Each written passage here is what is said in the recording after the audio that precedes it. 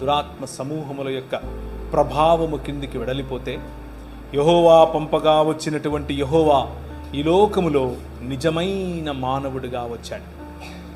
నిజమైన మానవుడిగా నిన్ను తిరిగి మనుష్యత్వం వైపుకు పిలుస్తున్నాడు. నా ప్రశ్న, ఈరోజు రాత్రి నువ్వు పడుకునే దానికి ముందు ఒక చిన్న ప్రశ్న వేసుకుని పడుకో. Am I living a real true human life? నిజంగా నేను మనిషిలాగా బతుకుతున్నానా? నా పైన ప్రభావం చూపిస్తున్నటువంటి నా కోపము, నా జలసి, నా అసూయ, నా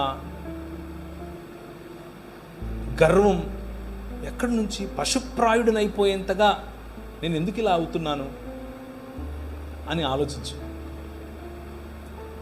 అమ్మతో సంబంధం ఎలా ఉంది? అక్కతో సంబంధం ఎలా ఉంది? అన్నతో సంబంధం ఎలా ఉంది? ఈ సంబంధాల పట్ల నీకు ఉండాల్సినటువంటి ఆలోచన నిజమైన మనిషిగా కాకపోతే ఈ ఆలోచనలు రావు. పశుప్రాయుడిగా ఉండిపోతావు. నాకెందుకు నా డబ్బు ఉంది, నాకెందుకు నా కులం ఉంది, నాకెందుకు నా ప్రాంతం ఉంది అని అనుకుంటావు.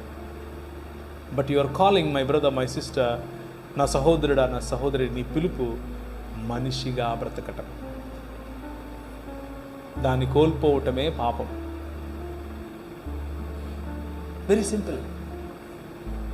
Reflect on it. దాని మీద కొంచెం ధ్యానించే ప్రయత్నం చేయి.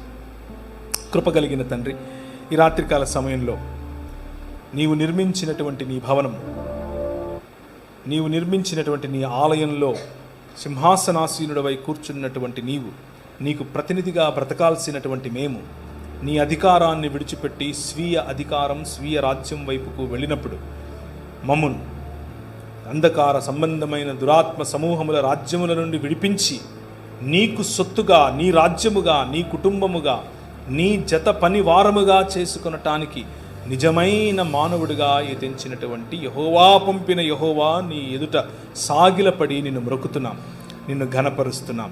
నీవు తప్ప వేరొక దేవుడు లేడు, నీవు తప్ప వేరొక దైవం లేదు, నీవు తప్ప వేరొక అలీజెన్స్ లేదు, నీవు తప్ప వేరొక రాజు లేడు అని మా నోటితో ఒప్పుకొని నిన్ను ఘనపరిచి, నిన్ను స్తుతించి, నీకే మా స్తుతి, మా ఆరాధన సమర్పిస్తున్నాం. ఇదిగో ప్రభువా, చేరి వచ్చిన ప్రతి ఒక్కరూ నీ పట్ల, నీ కరుణ గల హస్తము పట్ల, నీ కనికరము గల చూపు పట్ల, నీ యొక్క సన్నిధి మాధుర్యం పట్ల, నీ ముఖ కాంతిని గైకొనాలన్న ఆలోచనతో వచ్చినారు.